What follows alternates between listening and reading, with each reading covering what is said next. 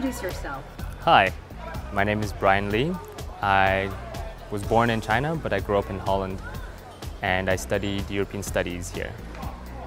So why did you choose for European Studies here at Maastricht University? Well, what I liked about it the most was that, first of all, it's interdisciplinary. So I'm interested in a bunch of different subjects, in many different subjects. And I like that you can study the same topic from different approaches.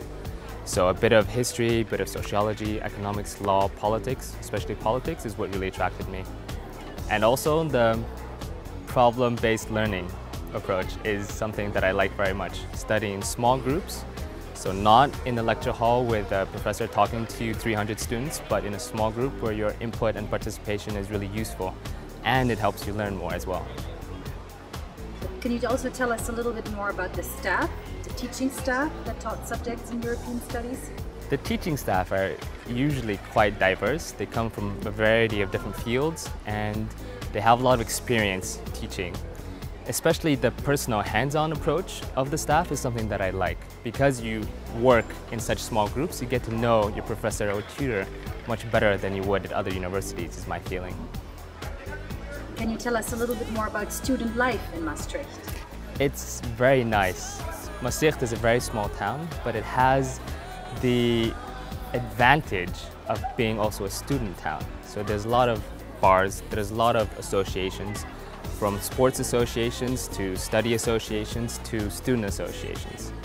I myself am in the European Student Association called AG, and it has brought me a lot of stuff, a lot of advantages over the years, from social contacts to drinks to cultural exchanges to conferences. Yeah, there's a lot of variety here in Maastricht. So Bryan, you're already done now with your studies, you've already completed the third year.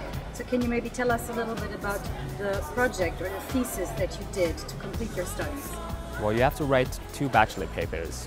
And the first one I did on the effectiveness of development aid in the European sphere.